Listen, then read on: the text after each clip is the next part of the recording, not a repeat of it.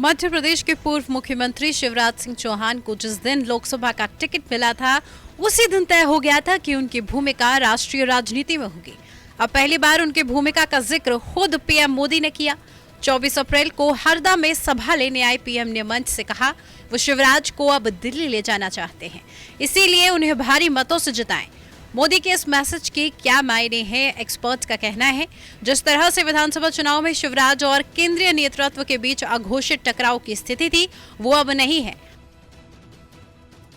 जिस लाडली बहना योजना ने बीजेपी को विधानसभा चुनाव में जीत दिलाई, उसका अभी महिलाओं के बीच असर दिखता है।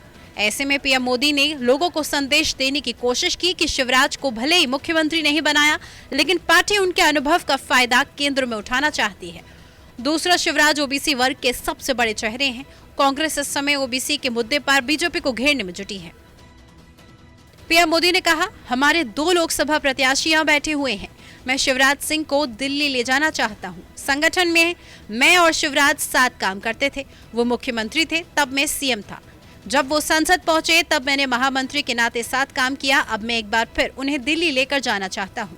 उन्होंने लोगों से कहा कि इन दोनों को भारी मतों से जीत दिलाना है। जब आप इन्हें वोट देते हैं तो मोदी को शक्ति देते।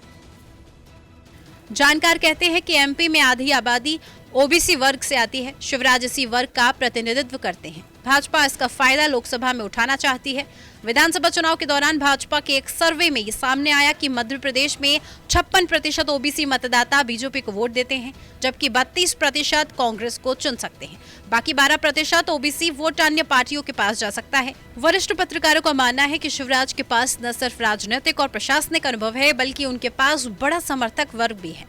लाडली बहना योजना के कारण महिला वोटर्स में उनकी खासी लोकप्रियता है। शिवराज 5 बार सांसद और 6 बार विधायक रह चुके हैं। शिवराज जिस तरह से गांव-गांव घूमकर प्रचार कर रहे हैं, उससे लगता है जैसे पहली बार लोकसभा का चुनाव लड़ रहे हैं, जबकि वो यहां से 5 बार सांसद रह चुके हैं।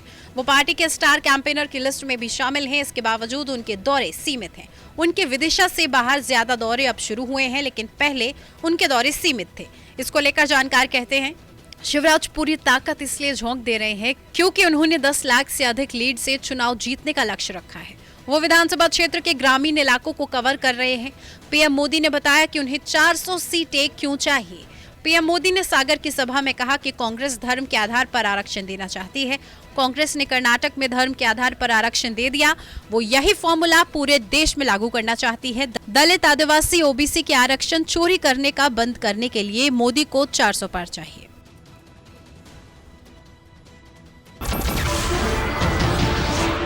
नमस्कार, मैं हूं मानक गुप्ता।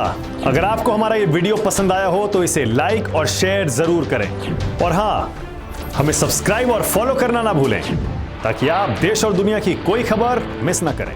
तो जुड़े रहिए हमारे साथ और देखते रहिए न्यूज़ 24।